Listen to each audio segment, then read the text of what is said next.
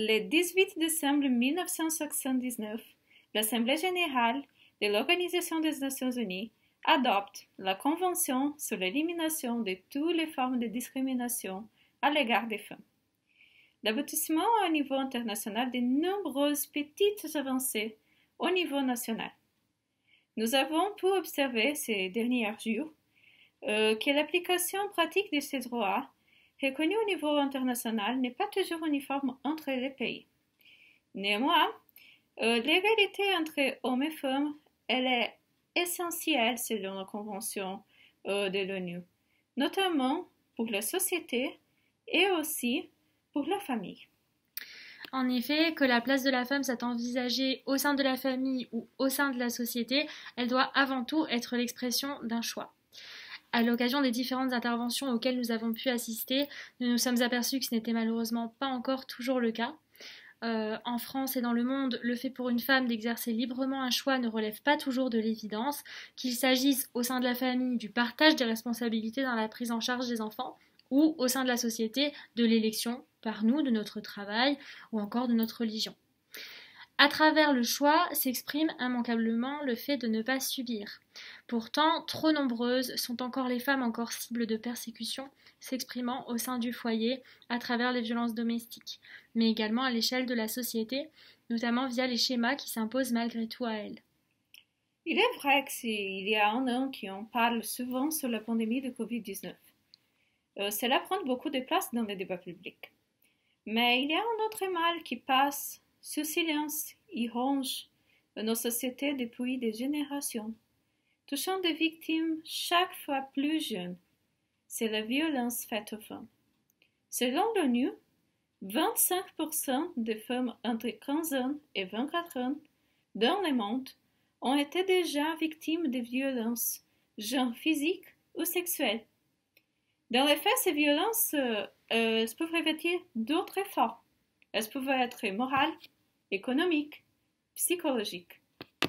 Mesdames, avez-vous déjà reçu une leçon dans un temps un peu condensé de la part d'un homme sur un sujet que vous maîtrisez parfaitement? Si oui, il s'agit de mansplaining. Un de nombreux exemples de sexisme ordinaire que la société considère aujourd'hui parfois normal, quand c'est pas normal.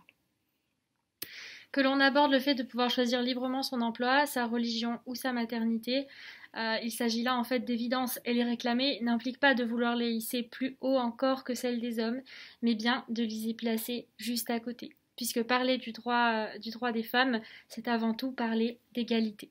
Falar de direito das mulheres é, antes de tudo, falar de igualdade. Como nous avons vu dans l'intervention de Madame Nadine Amfort, la marguerite est le symbolisme d'une fleur forte. Nous sommes tous capables de lutter contre les inégalités. C'est pour cela que je voulais terminer ce colloque avec ces marguerites, afin que nous nous rappelions que nous sommes toutes fortes. Merci. Merci, Mathilde. É com muita alegria que nós chegamos ao final desse importante seminário. A discussão sobre os aspectos relacionados aos direitos da mulher precisam sempre estar na pauta, pelo menos enquanto nós vivermos numa sociedade patriarcal, machista e que prima, infelizmente, por manter, repetir ou fazer recrudescer quaisquer mecanismos de subjugação de uns pelos outros. No que concerne à discussão sobre os direitos das mulheres, nós precisamos avançar e eu gostaria de cumprimentar a todos os que participaram neste evento, assim como as minhas colegas, sobretudo as da Faculdade de Direito da Universidade de São Paulo, professora Ana Elisa Bechara, professora Nina Ranieri, e tantas outras, como a professora Paula Andréa Forgione, a professora Sheila Cerezetti, professora Eunice Prudente, professora Suzana perdão, me fugiu agora o nome da Suzana, meu Deus, mas daqui a pouco eu retomo, e todas elas que têm desempenhado uma discussão muito importante, extremamente importante, na busca por uma equidade de gênero.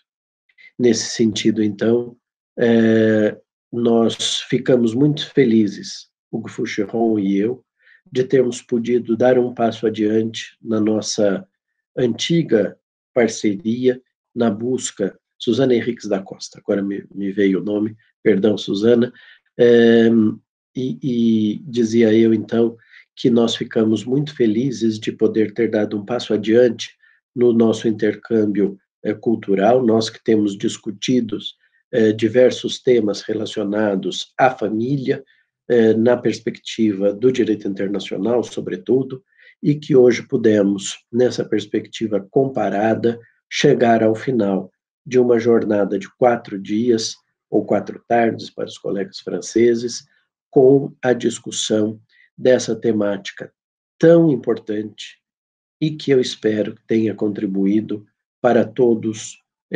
poderem fazer da sua atuação neste mundo uma atuação mais voltada para a igualdade. Muito obrigado a todos.